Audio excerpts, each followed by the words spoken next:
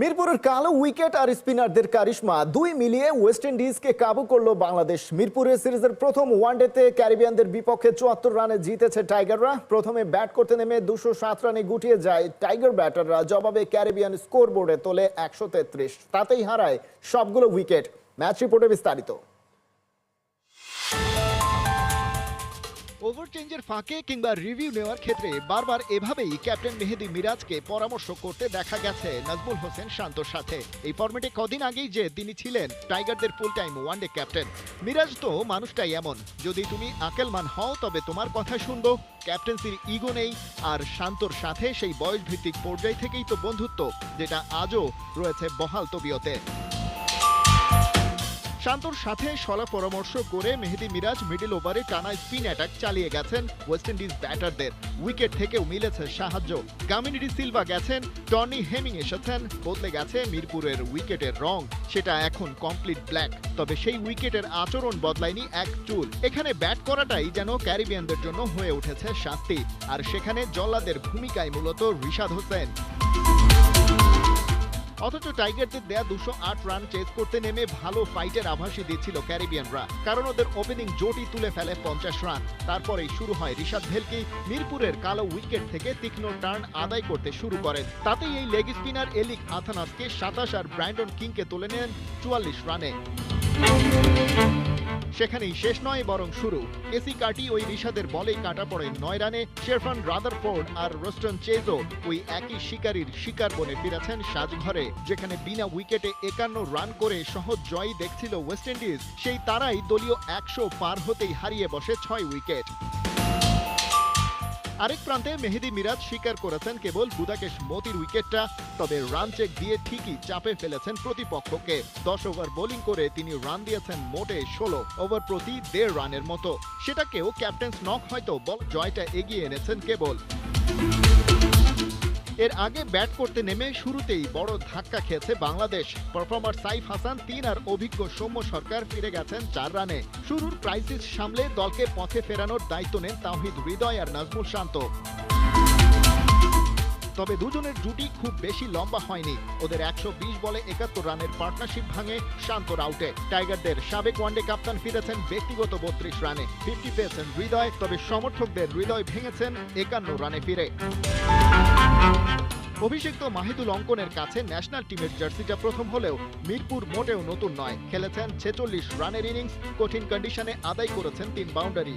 পারফরমেন্সের ধারাবাহিকতা থাকলে জাকের আলী টিমে নিজের স্লট নিয়ে টেনশন করতেই পারেন।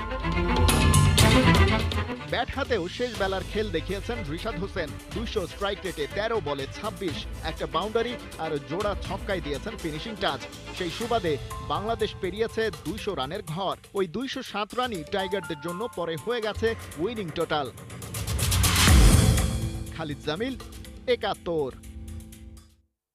একটা দুইটা না, একাই ৬টা। শুরুর ৫ ব্যাটারও ফিরেছেন রিশাদের ঘূর্ণিতে। বাংলাদেশের প্রথম স্পিনার হিসেবে ওডিআইতে 6 ফর ম্যাচ সেরা রিশাদ হোসেনের বন্দনা চারিদিকে। ক্রিকেট এক্সপার্ট থেকে ভক্ত অনেকেই বলছেন ডিসেম্বরে অস্ট্রেলিয়ার বিগ ব্যাশের জন্য ফুল এনওসি দেয়া উচিত বাংলার এই লেগিকে। সাইফুল রূপকের রিপোর্ট। রিশাদকে কি রশিদ ভেবে কাপাকাপি অবস্থা ওয়েস্ট ইন্ডিজের? এই তো দিন কয়েক আগে আবুধাবিতে রিশাদ হোসেন টিপস পেয়েছিলেন রশিদ খানের কাছ থেকে। দুনিয়ার সেরা লেগ স্পিনার কাছ থেকে যেই বার্তা পেয়েছেন, যেই টিপস পেয়েছেন, সেটা কিন্তু মিরপুরের ২২ গজে দারুণভাবে কাজে লাগিয়ে অসাধারণ বোলিং ফিগার, ওয়ানডের সেরা বোলিং ফিগার তুলে নিয়েছেন ক্যারিবিয়ানদের কাছ থেকে এবং ম্যাচ সেরার খেতাব পেয়েছেন। রিশাদ হোসেন একদম শুরু থেকে, অর্থাৎ টার্গেটে নেমে ২০৮ রানের টার্গেটে নেমে ওয়েস্ট ইন্ডিজ দারুণ শুরু করেছে। মিরাজ পঞ্চম বোলার হিসেবে রিশাদকে এনেছিল। রিশাদ এসেই বলা যায় একদম নাচিয়ে ছেড়েছে ক্যারিবিয়ান ব্যাটারদের। স্পেসিফিকভাবে বললে বলা যায় দুজন বাহাতি ব্যাটারকেও রিশাদ আউট হয়েছেন। আমাদের সাধারণত দেখা যায় যে ডানহাতি ব্যাটার হলেই লেগ স্পিনাররা একটু সুবিধা পায়, বাহাতি ব্যাটার এগেনস্টে যেহেতু ভেতরে আসে তখন আসলে ব্যাটাররা সহজেই খেলতে পারে। কিন্তু রিশাদ বাহাতি ডানহাতি দুই ব্যাটারদের এগেনস্টেই অসাধারণ লাইন লেন্থ মেনটেন করেছেন। দারুণ স্পিড ভ্যারিয়েশন ছিল, লেগ স্পিনটা ভালো হয়েছে, গুগলিটা ভালো হয়েছে, বলা যায় একদম স্পট অন। এবং মুস্তাক আহমেদ এবং রশিদ খান মিলে রিশাদকে যে টিপস দিয়েছে, যেইভাবে গ্রুমিং করছে, যেভাবে তাকে পরিণত করে তুলছে, সেটা কিন্তু রিশাদ তৈরি হচ্ছে, রিশাদ পারফর্ম করছে বড় স্টেজে এবং রিশাদ বাংলাদেশের জয়ের নায়ক বনে গেছে। শুধু কি বোলিংয়ের আগে একদম ফিনিশিং রোলে ব্যাট হাতেও রিশাদ ঝড় তুলেছেন, অর্থাৎ 13 বলে 26 রান, 200 স্ট্রাইক রেট। রিশাদ বাংলাদেশের এখন 3 ডাইমেনশন ক্রিকেটারে রূপ নিয়েছেন, অর্থাৎ ব্যাটিংটাও পারেন, শেষ দিকে ঝড় তুলতে পারেন, ফিনিশিংটা দারুণ করেন, বোলিং তো ফার্স্ট ক্লাস, ফিল্ডিংও রিশাদ কিন্তু একদম A1। রিশাদ দল পেয়েছে বিগ ব্যাশে এবং সেটা কিন্তু বিপিএল এর সময়, অর্থাৎ ডিসেম্বরে।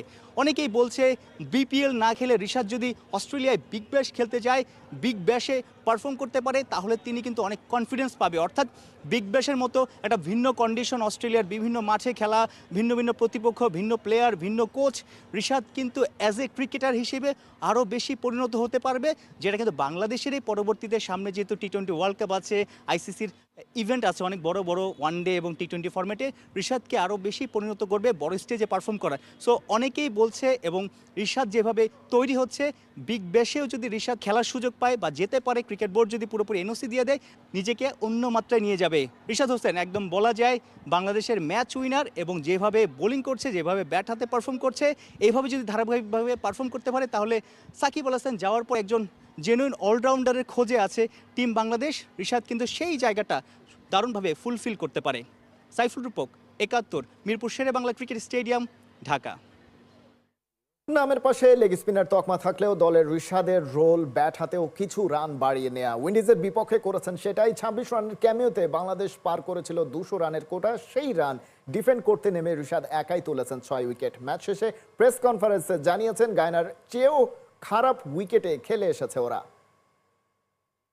প্রসেসের মধ্যেই ছিলাম, তো প্রথম একটা ওভার একটু অ্যাডজাস্ট করতে প্রবলেম হয়েছে, তো পরে সব কিছু ঠিক কাভার করে ফেলছি ইনশাল্লাহ। আমার যে জায়গায় নামে আমার রোলটা হচ্ছে যে কীভাবে একটু এক্সট্রা রান করা যায়, যে টিমের জন্য যেটা ভালো হয়। যে জায়গায় 180 সে জায়গায় যে 210-15 হয়, তো আমার জন্য ভালো। তো আমি এটাই রোল, আমার এটা ট্রাই করছি, তো আলহামদুলিল্লাহ হয়েছে।